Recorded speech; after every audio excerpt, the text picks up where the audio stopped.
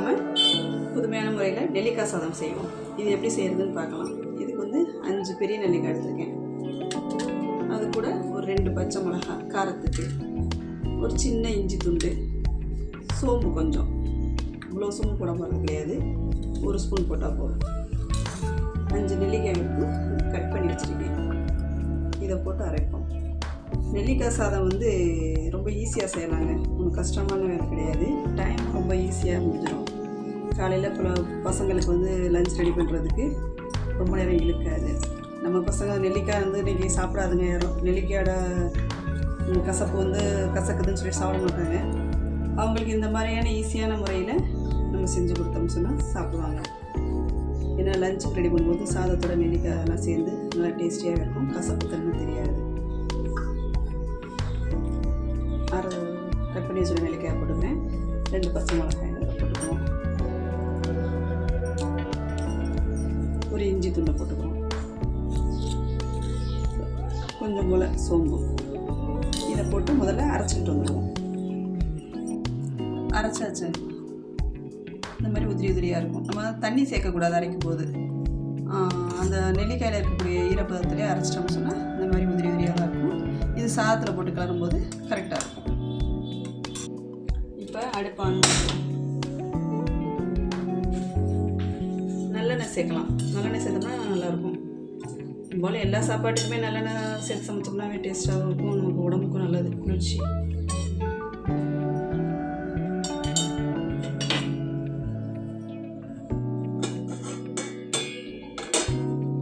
எண்ணெய் காஞ்ச உடனே தாளிக்கிற கடுகு,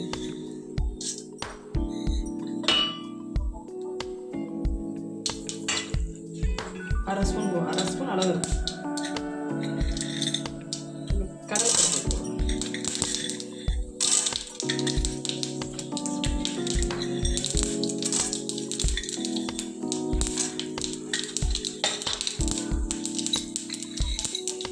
ஒன்றரை ஸ்பூன் வந்து உளுந்தம்பருப்பு கொஞ்சம், சீரகம் ஒரு 1/4 ஸ்பூன் போடுவோம்.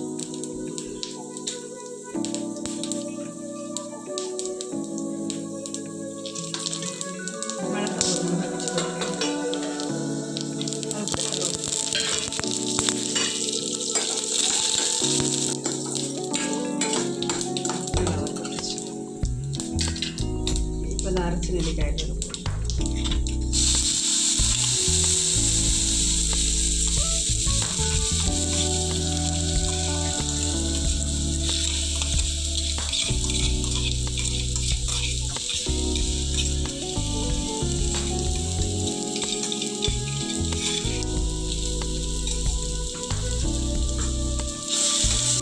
ஈரப்பதம் போகிற அளவுக்கு இதெல்லாம் ட்ரையாக வரும். அந்த ஈரம் இருக்கக்கூடாது. சிம்மில் வச்சுக்கிட்டே செஞ்சதுனால அளவுக்கு வேணால் கறிக்கணும். அந்த பருப்பெல்லாம் கறிடுச்சுன்னா டேஸ்ட்டாக இருக்காது. இந்த மாதிரி கசப்பு உடம்பு.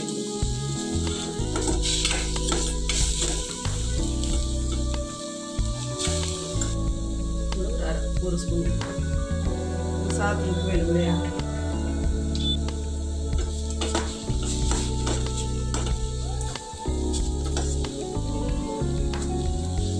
கொஞ்சம்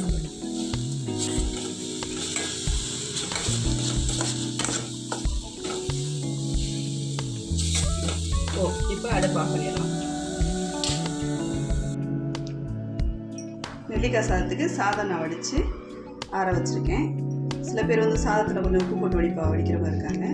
அவங்க வடித்தாங்கன்னு சொன்னால் அந்த மாதிரி செய்கிறவங்க வந்து இதில் வந்து உப்பை கம்மியாக போட்டுக்கலாம். நான் வந்து வெறும் சாதமாக தான் வடிச்சிருக்கேன். அப்படிங்கிற நான் அந்த நெல்லிக்காய் வந்து செஞ்சுருக்கீங்களா, இதில் நான் உப்பு கொஞ்சம் கூடவே போட்டிருக்கேன். நம்ம அது போட்டு சேர்த்து செய்யும்போது கரெக்டாக இருக்கும்.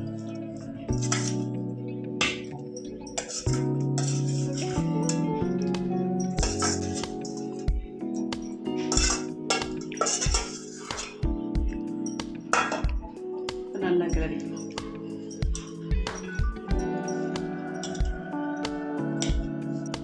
சாதம் உடையாமல் மெதுவாக கிளறிடணும்.